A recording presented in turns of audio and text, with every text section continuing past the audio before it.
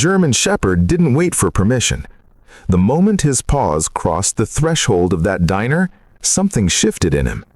His nose dropped low, then lifted sharply, reading the air the way only a military working dog can, sorting through coffee and bacon grease and morning sweat until he found what he was looking for.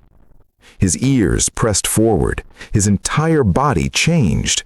And then, before his handler could react, before a single person in that crowded diner could understand what they were witnessing, the dog pulled. Not aggressively, not frantically, deliberately. Like he had been searching for something for a very long time and had finally, in the most ordinary place imaginable, found it. Jason Carter, Navy SEAL, tightened his grip on the harness instinctively. He was used to Valor being disciplined, precise, controlled. In 8 years of service together, through 3 deployments, through dark rooms and darker nights, Valor had never once broken formation without a command.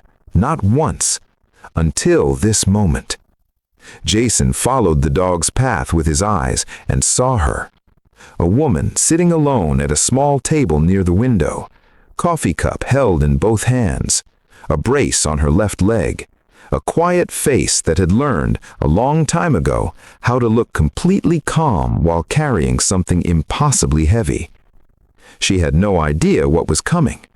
Neither did anyone else in that diner. Valor moved through the crowded room like he owned it, around the trucker's chair, past Dottie and her coffee pot, between 2 construction workers who went completely silent as the big German Shepherd passed between them with quiet authority. People stopped talking, forks stopped moving. The jukebox in the corner kept playing, but nobody was listening to it anymore. Every single eye in the Sunrise Diner followed that dog to the small table by the window. And when Valor reached her, he didn't bark, he didn't jump. He simply stopped, lowered his great head, and rested it gently in her lap. The woman's hands froze around her coffee cup. The diner held its breath.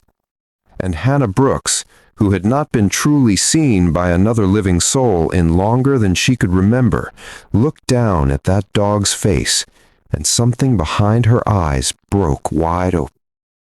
Her name had once meant something in a very different world.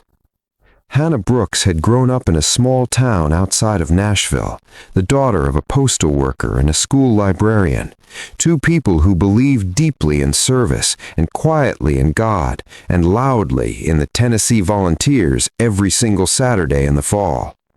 She had been the kind of girl who stayed after class to help stack chairs, who drove her grandmother to doctor's appointments without being asked, who, at 19 years old, walked into a Navy recruitment office not because she had nowhere else to go, but because something in her chest had always pointed towards something larger than herself. She became a Navy corpsman, and she was extraordinary at it. By the time she was deployed to Afghanistan at 26, attached to a SEAL team operating out of Kandahar, she had already earned a reputation that traveled ahead of her. The operators she worked with called her Angel 6, their designated call sign for her, but also something more than that, something they meant. Because Hannah Brooks had a quality that couldn't be trained into a person. She stayed calm when the world was coming apart. She moved toward the sound of the explosion instead of away from it, and she had hands that somehow steadied themselves most when everything around them was shaking. She was exactly the kind of person you wanted beside you when things went wrong. And in Kandahar, things went wrong. It was a night mission in the fall, the kind of night that sits heavy and moonless over the Afghan desert, where the darkness feels deliberate, like it's been placed there specifically to hide the things that want to hurt you.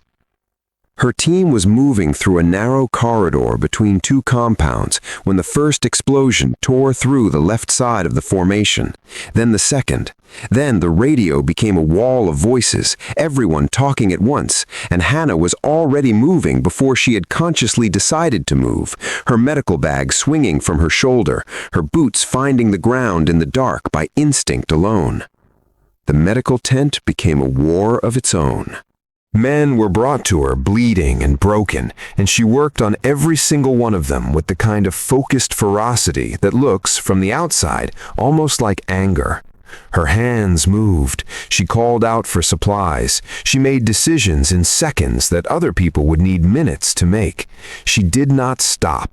She did not flinch. She did not look at the faces of the men she was working on, because she had learned early that looking at their faces made you feel things that slowed your hands down, and her hands could not slow down, not tonight. Then they brought in the dog. A soldier stumbled through the tent entrance carrying a large German shepherd, a military working dog, his vest torn, his left shoulder dark with blood, a piece of shrapnel lodged near the muscle. The dog's handler came in right behind, himself wounded, barely standing, refusing to let go of his partner even as his own legs were giving out beneath him. "Please," the handler said. It was the simplest word, just that, please. Hannah looked at the dog, then at the handler. She knelt on the ground beside them both. She worked on the dog the way she worked on everyone, methodically, carefully, whispering low and steady while her hands found the shrapnel and removed it cleanly. The dog's dark eyes watched her face the entire time, not with fear, with something much closer to trust.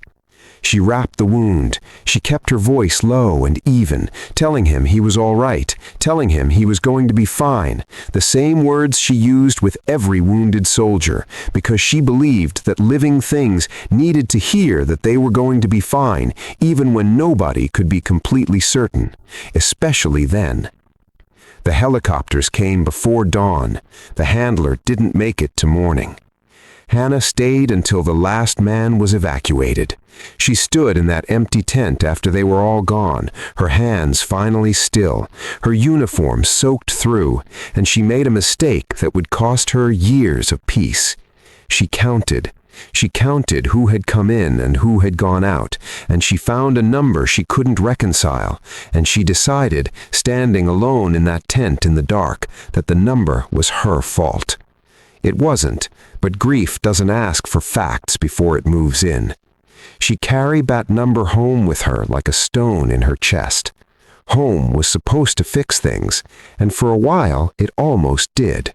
She married a good man named Thomas, a high school history teacher who made her laugh in the particular way that reaches all the way down. The kind of laughing that makes you forget, briefly, that you ever had anything to carry. They had a daughter, Lily, who had Thomas's eyes and Hannah's stubbornness, and a laugh so big it seemed too large for her small body. For 4 years, Hannah Brooks was, if not healed, then at least whole. Then a driver ran a red light on a wet November evening, and the world ended. Thomas and Lily were gone before the ambulance arrived.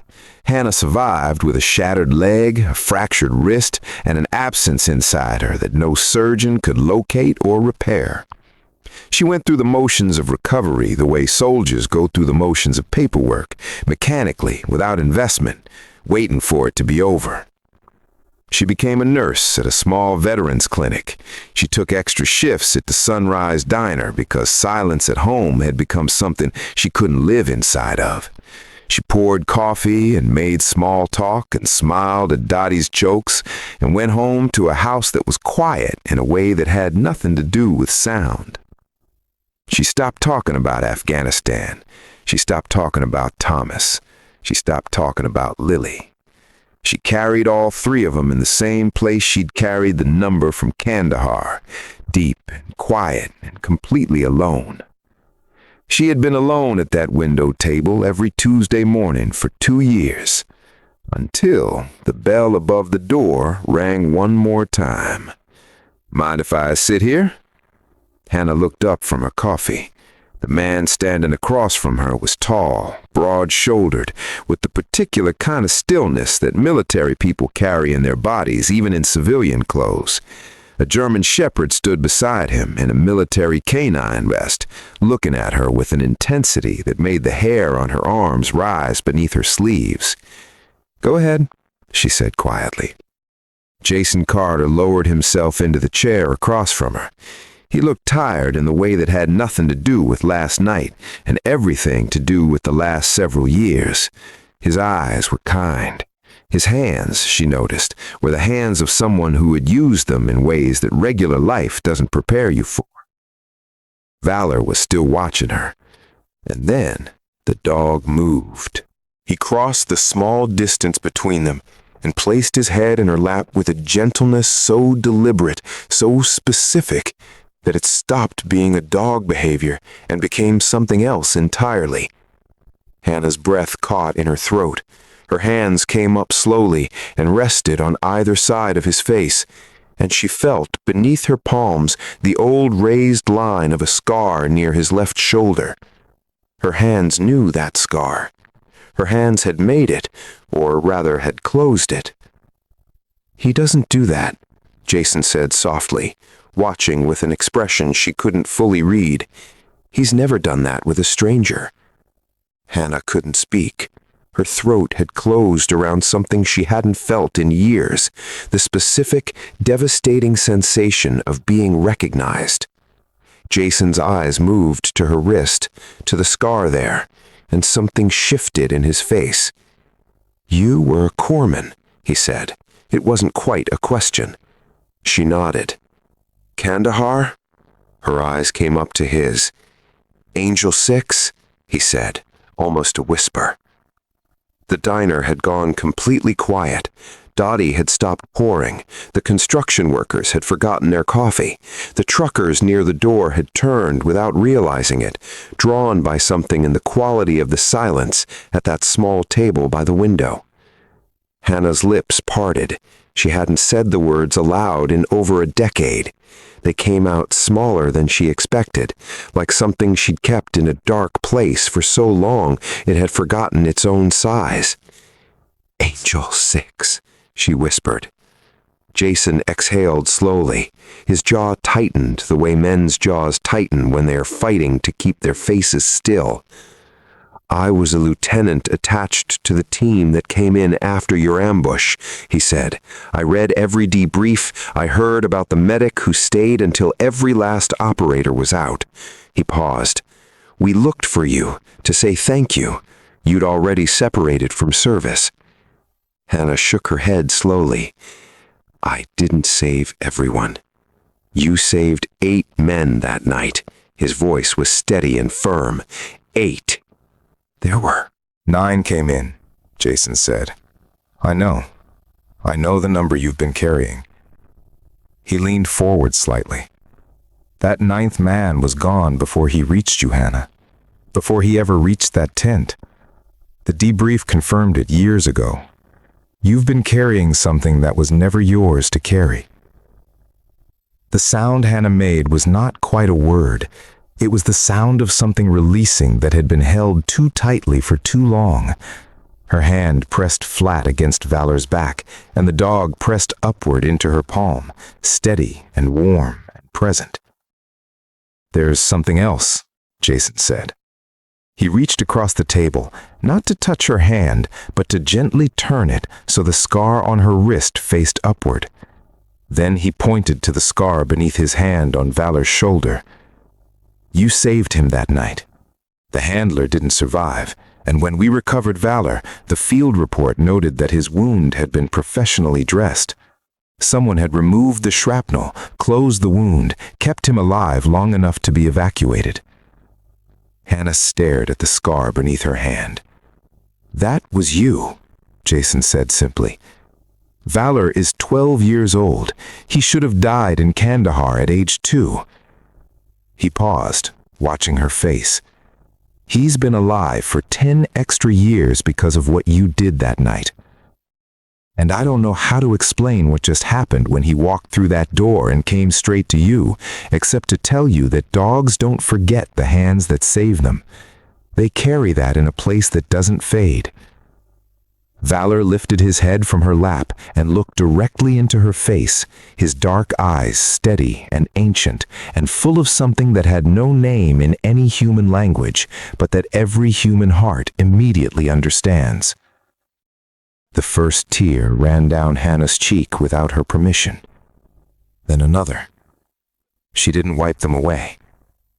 In the corner booth, one of the construction workers took off his baseball cap and held it against his chest and didn't seem to notice he'd done it. Dottie set down her coffee pot on the counter and pressed her hand over her mouth. The young mother near the door held her toddler a little tighter. Nobody spoke. Nobody needed to. 3 weeks later, Hannah Brooks walked through the doors of the Valor's Watch Veterans Therapy Center on the east side of Clarksville, not as a patient, but as a nurse. A purpose-driven, clear-eyed, finally forward-moving nurse who had rediscovered, in the head of a 12-year-old German shepherd, the things she had lost somewhere between Kandahar and a rainy November intersection. She worked with veterans and their service dogs. She worked with men and women who came in carrying numbers the way she had carried hers, convinced they were responsible for weights that didn't belong to them. She sat across from them in quiet rooms, and she told them, with the particular authority of someone who has lived it, that some things we carry are not ours. And sometimes, on Tuesday mornings, she still sat at the small table by the window at the Sunrise Diner, but the coffee cup didn't need to be held with both hands for warmth anymore. Valor came every time, and every time he laid his head in her lap like he was keeping a promise he'd made a long time ago in the dark in Kandahar, when a young woman's steady hands had told him wordlessly that he was going to be all right. She had been right then. She was all right now. Some heroes come home to parades and medals and hands reaching out to shake theirs, and they deserve every bit of it. But some heroes come home quietly, to empty houses and invisible wounds, and mornings spent holding a coffee cup just to have something warm to hold. They don't ask to be remembered. They don't believe they deserve to be. They have counted their numbers and found themselves lacking and decided in the silence of their own hearts that what they did was never quite enough. This story is for them. Because sometimes the universe finds a way to send the recognition that was always owed. Sometimes it arrives not in a ceremony or a letter or a headline. Sometimes it arrives on 4 legs, through a diner door, on an ordinary Tuesday morning, and it finds you at a small table by the window, and it lays its head in your lap, and it tells you without a single word everything you needed to hear. You were not forgotten. You were never forgotten. You were always enough. If this story reached something inside you, if Hannah's courage and Valor's loyalty and the quiet heroism of the ones who serve without seeking recognition moved your heart today, then you are exactly who this channel was made for. Hit that subscribe button and join the State of Valor family, because every week we come back here to make sure the ones who gave everything are never, ever forgotten. And if you know someone who needs to hear this story today, a veteran, a nurse, a quiet hero sitting alone at their own window table, share this with them. They need to know the same thing Hannah finally learned. The ones who truly matter